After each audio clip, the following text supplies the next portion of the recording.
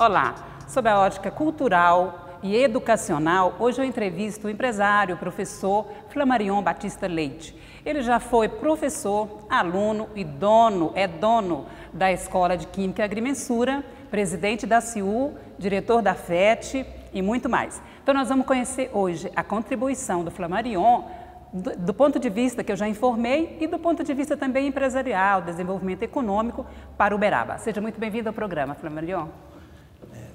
Boa tarde, telespectadores. É um prazer estar aqui mais uma vez com vocês, falando com a Evacira, e estou aí à disposição dela para qualquer pergunta.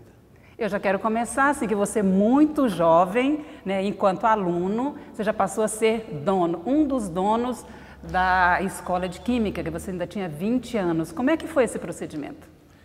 É assim, Evacira, na minha época, não tinha esse negócio de não poder trabalhar só com 16 anos, com 18 anos. Eu comecei a minha vida profissional, por incrível que pareça, com 14 anos, numa cidade chamada Sete Lagoas, próxima a Belo Horizonte, fazendo sabão. Mas você fala, você já sabia química? Nem sabia que era química, não tinha estudado nada. Um amigo meu mais velho me propôs uma sociedade e a gente fazia sabão e vendia. Só que em Sete Lagoas, o sabão era vendido em barra, ou de 2 quilos ou de 1 quilo. Então a gente chegava na casa para vender, a mulher falava, a barra de 2 quilos é muito grande, eu quero só 1 quilo, a gente partia, certo?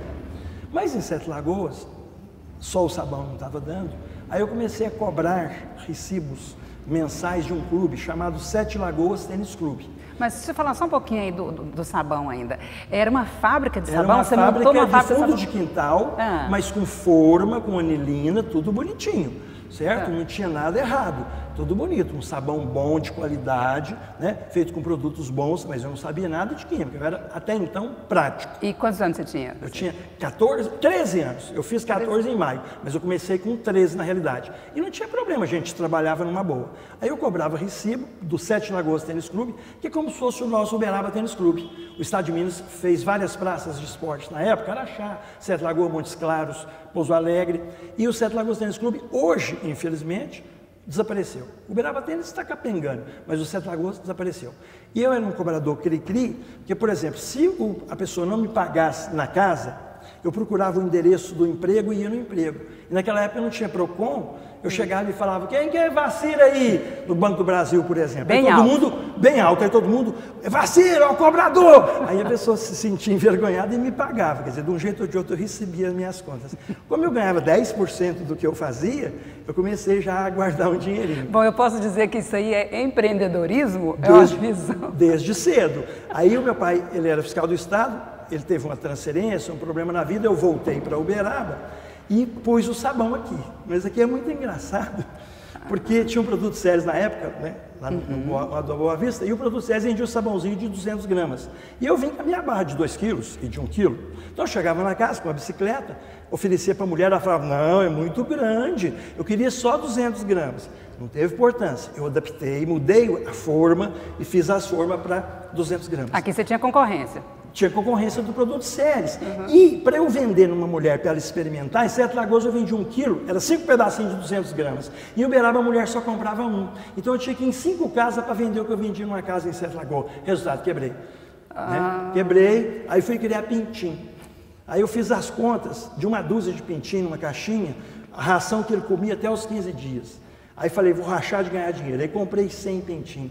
Só que dos 15 dias para frente ele come demais. O meu dinheiro não deu para comprar ração, eu quebrei de novo criando pinto. Bom, aí eu fui trabalhar numa fábrica de sapato. São negócios bem diferentes que você já experimentou, hein? Aí eu fui trabalhar numa fábrica de sapato como acabador, na rua 15 de novembro, chamava Indústria de Calçados Rio. Aí eu pregava palmilha, encaixava o sapato para vender. Aí eu fui fazer química, certo?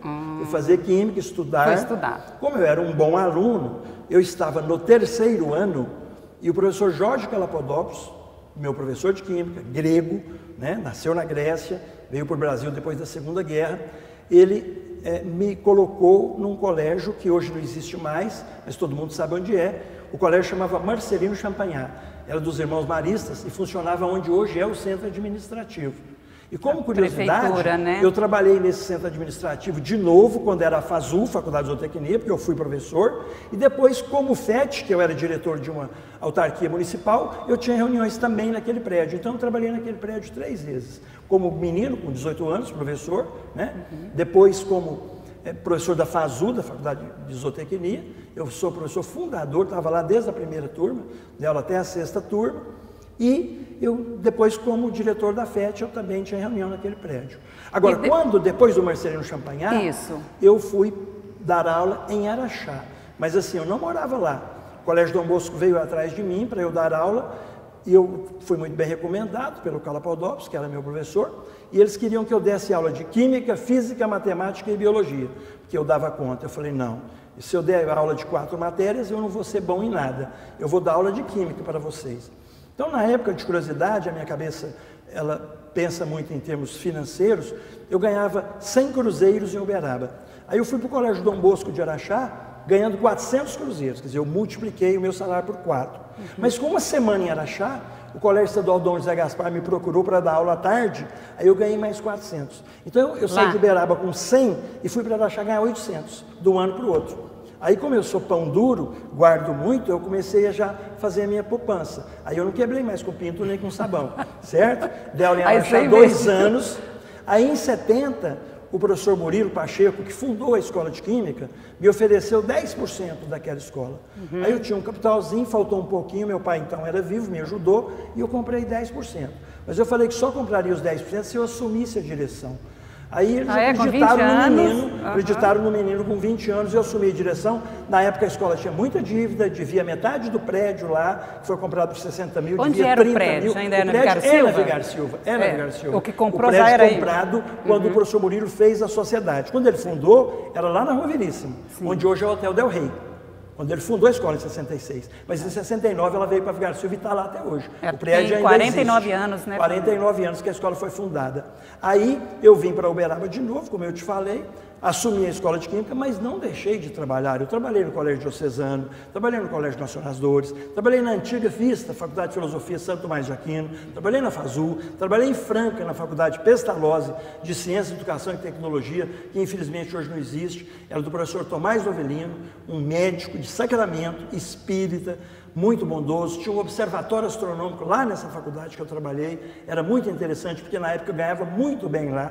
Eu ganhava no Diocesano 5 cruzeiros por aula, que era um colégio que pagava bem. Eu fui para Franca, eu ganhava 25 cruzeiros por aula.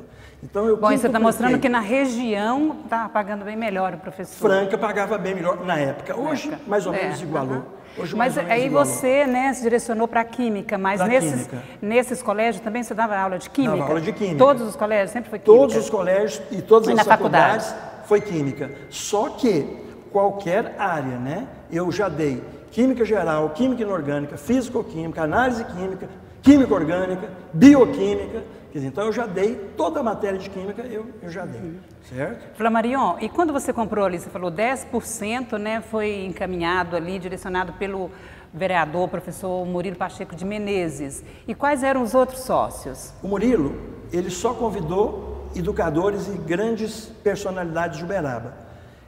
Eu vou falar o núcleo familiar. Primeiro, Murilo Pacheco de Menezes, Luiz Gonzaga Web, um dentista, irmão da dona Terezinha, que faleceu recentemente, e o professor Eli de Almeida Alves, que era professor do Nosso Las Garças de português, depois fez odonto. Então esse é o que eu chamo de núcleo familiar. Eles continuaram sócio. Murilo, eu comprei os 10 do Murilo, Luiz Gonzaga Web e Eli de Almeida Alves. O Murilo era muito ligado ao padre Vicente Ambrósio, que era então o pároco da igreja de São Benedito. O padre Vicente também tinha 10%. O padre cônego, Monsenhor Henrique Iron Fleury Curado, tinha mais 10%. A gente chamava ele de Padre Iron. O doutor Jorge Zaidan, ex-gerente da Caixa Econômica Estadual, ex-radialista, pai do Jorginho, pai da Patrícia, que foi vereadora, tinha mais 10%.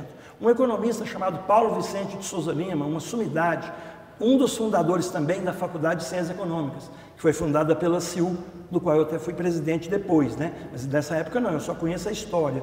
O Paulo também tinha 10%. E 3 engenheiros, Jorge Calapodopoulos, que foi meu professor de Química, Vicente Marinho Júnior, que ainda se encontra entre nós, 83 anos, engenheiro calculista, foi diretor da Uniub, da Faculdade de Engenharia do Triângulo Mineiro, e o professor Antônio Henrique, que também deu aula de topografia muito tempo na Uniup. Esses 10 sócios ficaram juntos até mais ou menos 75, né? Porque eu entrei em 70. Aí em 75, por injunções, o núcleo familiar saiu, nós ficamos em 5. Os 2 padres, Padre Vicente Padron, Antônio Henrique, Vicente Marino e Flammarion. Vocês foram comprando? Nós fomos comprando e ficamos em 5. E eu pensei que esses 5 iriam morrer junto, mas não morreu. E aí o que aconteceu? Não morreu. Em 78, o professor Vicente Marino mudou-se para Brasília e ofereceu a parte dele para nós, sociedade, como sempre funcionava. A sociedade não quis na época. Não deu. O Marino falou, Flammarion, me compra o jeito que você quiser, me paga do jeito que você quiser. Aí eu fiz um empreendimento grande, comprei, aí eu fiquei com 50%. Aí ficou o Padre Vicente e o Antônio Henrique. Ficamos juntos mais 13 anos. Em 91, o Antônio Henrique me vendeu também a parte dele. Aí ficou eu e o Padre Vicente. O Padre Vicente morreu, meu sócio. Eu só comprei a parte dele de herdeiros, né? Hoje o prédio é só meu, né? É só meu, não tem sócio mais. Então você viveu toda essa história com eles toda e hoje você assumiu toda a escola? Quando eu fui comprar do Marino, quando eu fui comprar do Antônio Henrique, o padre foi comigo para comprar junto. Conversamos tudo, ele saiu e falou, não quero, eu vou ficar com você só com a minha parte e você vai ficar com 75. E eu fiquei, continuei com o padre até ele falecer. Flammarion, e lá ainda na escola de Química e Agrimensura, esses 2 cursos funcionaram o tempo todo? Não. A Agrimensura a fechou... Química funcionou desde 66 até 30 de dezembro de 2014. A Agrimensura começou em 68, funcionou até 91. Fechou por falta de aluno. Em 2010, o mercado pediu, eu reabri o curso de Agrimensura. Apareceram 40 alunos. Eu falei, opa, agora vai. Mas na segunda turma já apareceram 15, na terceira 10. Aí eu formei essas 3 turmas, não ficou ninguém na mão.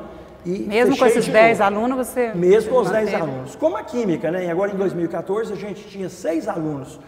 É óbvio que a escola tomou prejuízo, mas ela tinha recurso para manter esses 6 alunos, para não deixar esses alunos na mão.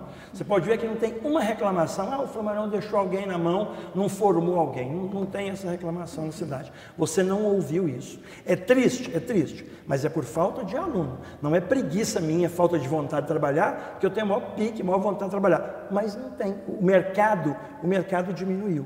Esse mercado, fala assim, o mercado diminuiu nessas áreas aí. O que aconteceu?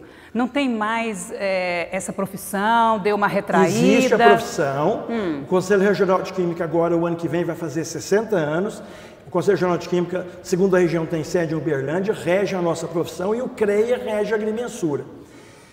É falta de vontade do ser humano estudar, pegar firme ali e estudar. Você imagina, Vacira, eu, que era bem humilde, você vê, igual eu te falei, eu fiz sabão, eu criei pinto, se eu não tivesse estudado, né, o que seria de mim? Então, na década de 70, o Brasil e a Coreia tinham o mesmo PIB. Hoje a Coreia, menor do que nós, com muito menos recursos naturais, tem mais PIB do que o Brasil. Por quê? Por causa da educação. Investiu demais na educação. Então, o Japão, você vê, o Japão investe demais na educação, um país pequeno, não tem petróleo, não tem nem água, certo? E o Japão tem um PIB muito grande, um nível de vida muito bom. Quantos brasileiros descendentes não foram lá trabalhar e ganhar dinheiro? Por quê? Por causa da educação. Então, o Brasil ainda está melhorando demais, melhorou muito. Eu vou te falar uma coisa que fez a procura pela Escola Técnica de Química diminuir. Abriram-se várias faculdades em Uberaba, né? Você vê, Uberaba é uma cidade dotada de 2 universidades federais.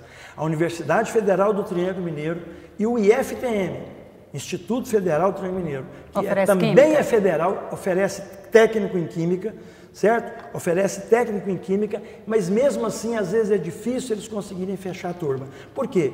O brasileiro fala, Química é difícil. Tudo é difícil. Você vai construir uma casa, você não fizer o alicerce, puser a pedra da tapiocanga ou a viga baldrame primeiro, a parede não sobe, né? Então precisa de um pouquinho de esforço. Com a abertura de cursos técnicos rápidos, por exemplo, os Pronatex, né, que a Dilma bateu demais na campanha o ano passado, mas os Pronatex duram às vezes 6 meses, às vezes 8 meses, forma, ajuda, mas não é igual você fazer um curso técnico de agrimensura, um curso técnico de química, um curso técnico de eletrônica. Quanto tempo que era na escola de na química? Escola, no final agora, era só pós-médio.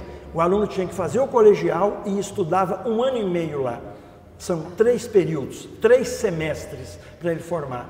Aí ele só tinha matéria técnica, ele não tinha mais matemática, física, geografia e história, como eu já tive na escola de química 10, 15 anos atrás, quando era um curso que durava 4 anos depois da 8ª série.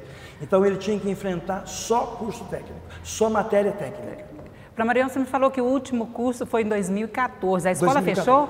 A escola, ela não fechou porque eu tenho 2 anos para fechar oficialmente. A escola está paralisada, como eu te falei, por falta de demanda. Quer dizer, tinha demanda, Vacira, 4, 5 alunos, mas eu não podia abrir um curso com 4, 5 alunos. A manutenção, né? 4, eu abri o último com 15, saíram 9 durante e eu tive que formar só 6. Então eu tenho experiência, mexo há quanto tempo com isso? Então, muita gente... Mas esses alunos, 4, 5, eles não chegaram a iniciar, hein? Convém salientar que eles procuraram, mas com pouca procura, eu devolvi o dinheiro da matrícula antes de começar. Não prejudiquei ninguém, certo? E o prédio lá, ele foi destinado a qual fim? O prédio ele foi locado para uma escola de cabeleireiro, de manicure, de massagista, de tratamento... Essa parte estética. Mas os meus 2 laboratórios e a minha secretaria estão intactas. O locador não pega nisso, não mexe nisso, certo? A fachada também, né? Fachada sem descaracterizar nada. Se eu quiser reabrir, os meus laboratórios estão lá, os meus reagentes estão lá, a minha vidraria está lá. Se tiver uma demanda, certo? Vamos supor que vai aparecer uma grande empresa para Uberaba, como a gente esperava o gasoduto, que infelizmente, por problemas financeiros, técnicos, de má gestão, eu não acredito mais que ele venha. E o gasoduto não vindo, a amônia também não vem. Só se conseguir com iniciativa privada. Com a Petrobras, eu não acredito. Para agora, Vacira, é claro que daqui 5, 6 anos, mas daqui 5, 6 anos aí eu já não vou animar a reabrir. Né? Certo. As entidades de classe, né, você está falando nesse assunto, né, tanto as organizações políticas como as entidades de classe têm defendido e discutido muito isso aí. Você foi presidente da entidade que é a CIU, né? Como foi essa experiência lá durante o seu período de presidente? Quando eu fui presidente, a gente já lutava pelo gasoduto, para você ter uma ideia. Que ano que foi? 92, 93. Então fazem 22 anos, a casa já pensava nisso. Né? A casa pensava, lutava, como ela faz até hoje. Eu sei que ela não parou o trabalho. O presidente passa, mas a casa continua trabalhando. Mas só para você ter uma ideia, na minha época a gente já pensava em trazer um gasoduto para Uberaba, porque o gasoduto é fundamental, ele é uma fábrica de fábrica. O gasoduto, com a chegada dele em Uberaba, seria como se fosse uma outra Fosfert da década de 80.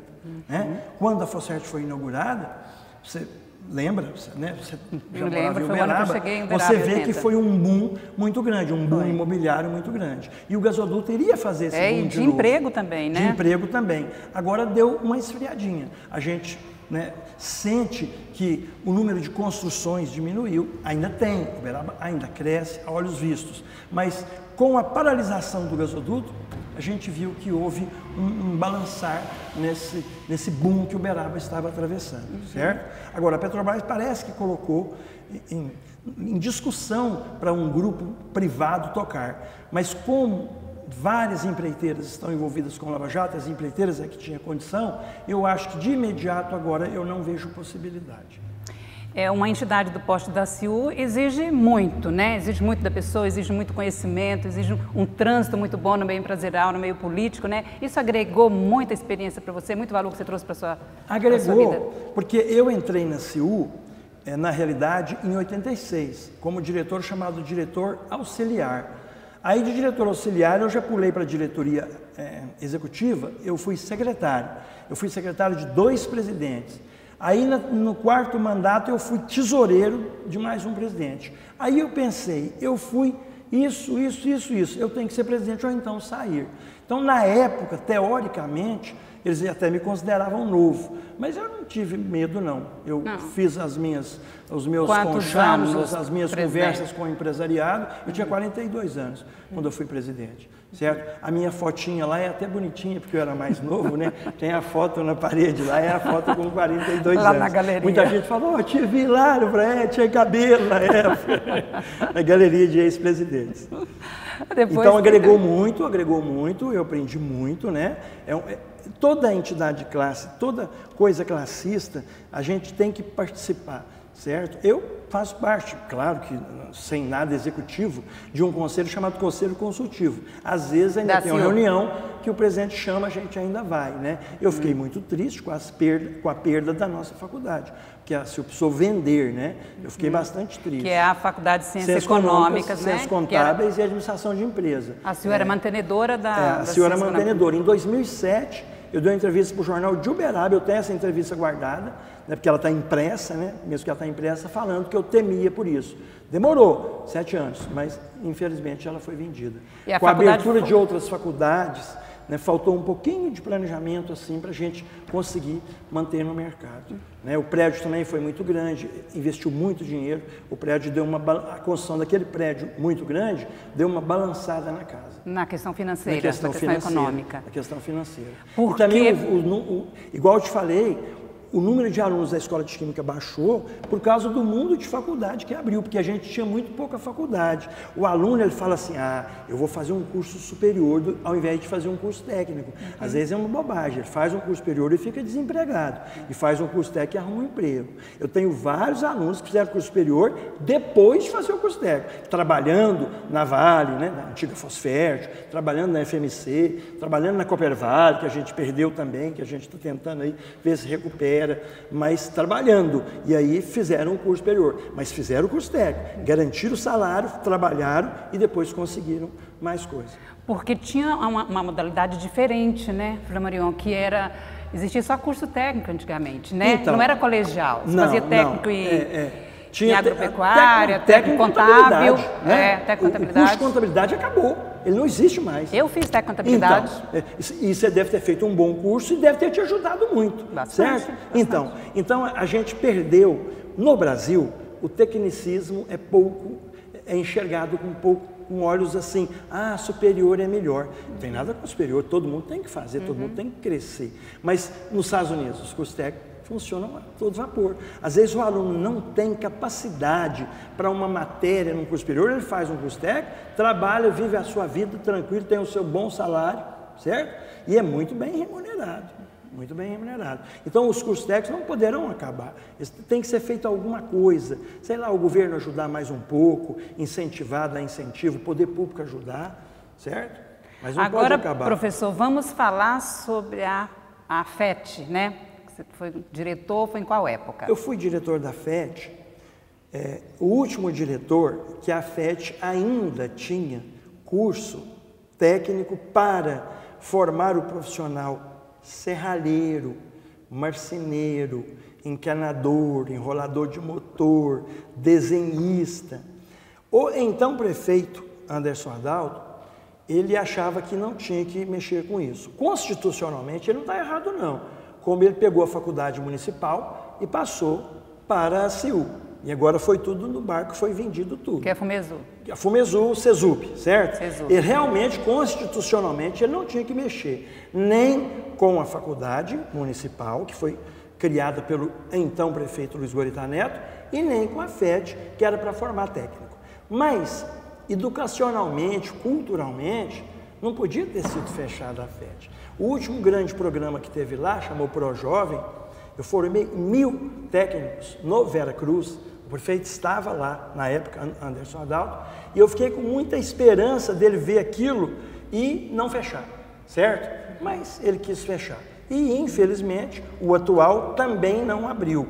A FET hoje funciona dando cursos técnicos só para o ProBem, só para a Guarda Mirim. Lá eu, por exemplo, lá não tem mais serralheria, não tem mais enrolamento de motor, né? Então, assim, é uma bobagem, mas eu vou te contar. Eu tinha um curso de marceneiro e montador de móveis dentro da penitenciária, da FET, enquanto FET. Mas funcionava lá também. Aí o meu diretor técnico falou, Flamarion, vai ser a formatura hoje, nós vamos lá entregar o diploma, você pode ir? Falei, perfeitamente. Aí nós estivemos lá na penitenciária. Você imagina, um ambiente triste, lúgubre, né? Mas a gente formando lá 15 técnicos montadores de móveis. Aí um rapaz, a mãe dele abraçou, tinha problema de locomoção, e aí eu falei para ele assim, eu posso cumprimentar a sua mãe, porque eu achei bonito, né? Ela está aqui, a alegria de você montar móveis. Ele falou, perfeitamente, Flamarion. Assim falou o Flamarion com o nome muito, com a boca muito boa. Eu fui lá, dei um abraço na mãe dele, aí ele chegou no meu ouvido e falou assim: Flamarion, eu já joguei bola com você. Então você imagina, o que é isso? Que bola é essa? Eu vou te explicar. Na escola de Química tem uma quadra, não parece, mas ela tem uma quadra coberta ali na Vigário Silva. E todo sábado tinha um futebol. 10 minutos ou 2-0, todo mundo jogava, era democrático. Vinha gente da Badia, vinha gente do Fabrício, e o preso jogou bola comigo. É lógico que eu não lembrava porque ele era mais novo. Aí eu dei um abraço nele, falei: não, mas você vai sair. Mas nessa época ele não estava preso? Não, ele estava preso, ele fez o curso na cadeia, Evacira. Eu tinha. Não, mas na época de jogar bola. Não, na época de jogar bola ele não estava preso. Mas eu estou te falando assim, como é que o mundo é. Você vê, eu até arrepio. Então, ele, lá na penitenciária, falou: eu já joguei bola com o senhor, você vê. Então, você imagina, né? Você dá um diploma para um cara que deve estar montando móvel hoje, se Deus quiser, deve ter saído da vida, né? Da vida pregressa, da vida ruim. Mas então, esse curso, mesmo, né? ó, você vê um curso de montador de móvel dentro da cadeia. O que não pode fazer, não é? Então você vê. Qualificou, né? Qualificou. A pessoa pode sair dali e ter uma profissão. Qualificou, já tem uma profissão. Não é? Então a FET fez isso. Com quantos serralheiros, com quantos eletricistas, com quantos encanadores, enroladores de motor, certo? A FET tem um bom trabalho. Ela foi fundada já há 35 anos, né? Ela chama 40 anos. 40 anos, chama até René Barçan, porque o doutor René, na época,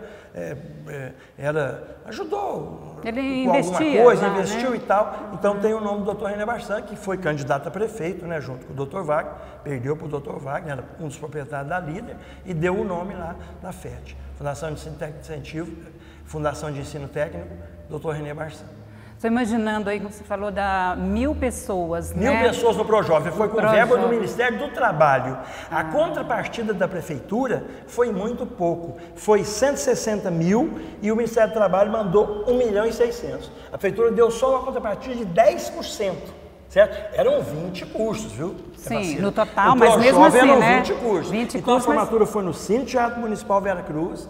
O prefeito Anderson Adalto estava lá, foi para a mesa, eu estava com muita esperança. Não é eu, Flamarion, é a FET, porque eu passo, a FET continua. Não é? A FET é uma que às vezes instituição, pensar, né? que era para você, não era para mim, eu não penso isso. Não penso igual a SU, eu passei, já pus meu retrato lá, mas eu já passei. Mas a casa continua, a FET continua.